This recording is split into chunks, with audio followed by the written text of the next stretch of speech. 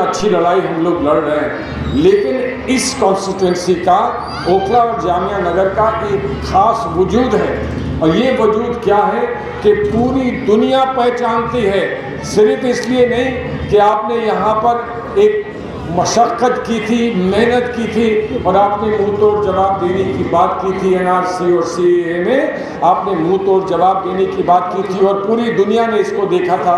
लेकिन इस बात से भी, इस बात के लिए भी कि जामिया आपके पड़ोस में है और हम सब आपके पड़ोस में हैं। और मैंने एक किताब में पढ़ा था, बहुत अरसे पहले एक किताब लिखी गई थी, किसी ने हिंदुस्तान का दौरा करने के बाद फ्रांसीसी में किताब लिखी, फ्रांस में जाकर किताब लिखी और उस किताब में कहा कि अगर हिंदुस्तान को पहचानना चाहते हो, अगर हिंदुस्तान को जानना चाहते हो तो हिंदुस्तान में एक जगह है जिसका नाम है जामिया मिलिया इस्लामिया, ओखला में है, वहाँ ज़रूर जाना। और मैं ये कहता हूँ कि अगर जामिया को जानना चाहते हो तो ओखला ज़रूर आना, इन गलियों में ज़रूर घूमना और ये बताना कि इसमें कोई फ़र्क है कि नहीं, यहाँ और वहाँ में कोई फ़र्क है कि नहीं।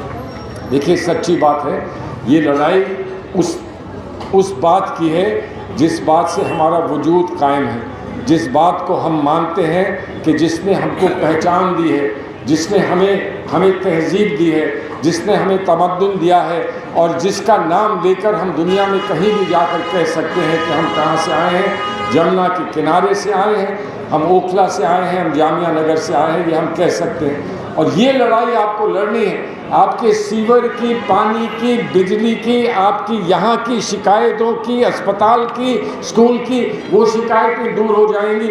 और इसलिए आपको एक होनहार नौजवान, एक हमारी बेटी चाहिए जो आपकी खिदमत वैसे करे जैसे अपने बायोलॉजिकल बाप की करती है, जैसे अपने वालिद की करती है, उस तरह से आपकी खिदमत करे, जैसे अपने भाई भतीजों की करती है वैसी खिदमत आपकी करे। और वो खिदमत करेगी, ना करे तो हम कितने दूर हैं, आसिफ कितने दूर हैं, हम कितने दूर हैं, आके हमसे बताइएगा ना कि कान पकड़ो अरीबा का, अभी तक कुछ किया नहीं है, फिर हम बताएंगे। आज का दिन अरीबा के सर पर हाथ रखने का दिन है और सिर्फ मेरा हाथ नहीं, आप सबका हाथ इनके सर पर आज रहेगा, तब हम मानेंगे ये कामयाबी की बात। लेकिन यहाँ से लड़ाई सीवर से और बिजली से और पानी से अलग चलकर एक और लड़ाई का पैगाम हिंदुस्तान भर में भेजना है। कितना आज यहाँ पर जिक्र हुआ है, मोहब्बत की दुकान का जिक्र हुआ है कि नफ़रत के बाज़ार में, तो यहाँ कोई नफ़रत का बाज़ार तो नहीं है ना। कह दो कि यहाँ तो मोहब्बत के बाज़ार हैं, यहाँ नफ़रत के बाज़ार नहीं है। तो मोहब्बत के बाज़ार में नफ़रत की दुकान भी ना छोड़ना, एक दुकान ना छोड़ना यहाँ पर, इसलिए कि चारों तरफ एक ही पैगाम हो, मोहब्बत का हो, प्यार का हो, दीप से दीप जले और चारों तरफ रोशन हो जाए, ये पैगाम यहाँ से जाना चाहिए।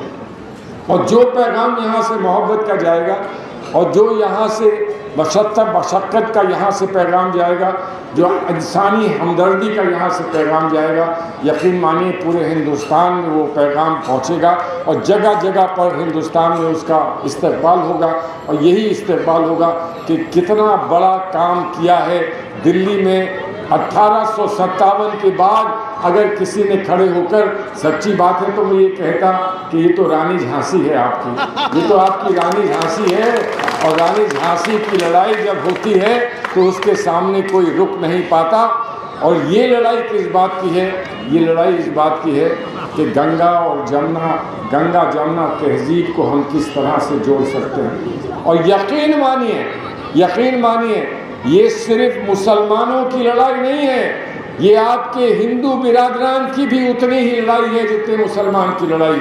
और बताता हूँ क्यों, इसलिए कि भाई मुझे ये बताइए, हमारे फर्रुखाबाद के भी लोग यहाँ होंगे यकीनन, बहुत तादाद में है ना।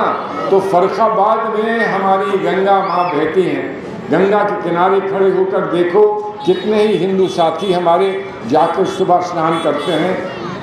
ये तो एक बार होगा 144 साल में, प्रयागराज में 12 साल में, लेकिन हमारे यहाँ फर्रुखाबाद में तो हर सुबह लोग जाते हैं, स्नान करते हैं। और पूछो क्या कर रहे हो भाई, तो कहते हैं स्नान किया है, पाक कर लिया अपने आप को, सारे पाप अपने धो डाले हैं, हम तो अब पवित्र हो गए, ये कहा करते हैं। और वहीं पूछो मुसलमान भाइयों से, पूछो तुम वज़ू कैसे करते हो, कहते हैं यहीं से तो पानी लेते हैं, यही गंगा का पानी लेते हैं, वज़ू करते हैं, हम भी पाक हो जाते हैं, नमाज अदा कर सकते हैं। हिंदू मुसलमान दोनों ही पाक हो जाते हैं, दोनों के खेत ही गंगा का पानी सींचता है, दोनों के खेत से उगा हुआ अनाज, किसी पर हिंदू मुसलमान नहीं लिखा होता, किसी दाने पर हिंदू मुसलमान नहीं लिखा होता। जब आटा बन जाता है तो आटे की बोरी पर हिंदू मुसलमान नहीं लिखा होता, और उस बोरी से निकाल कर आटा हम लोग उसकी खुराक बना लेते हैं।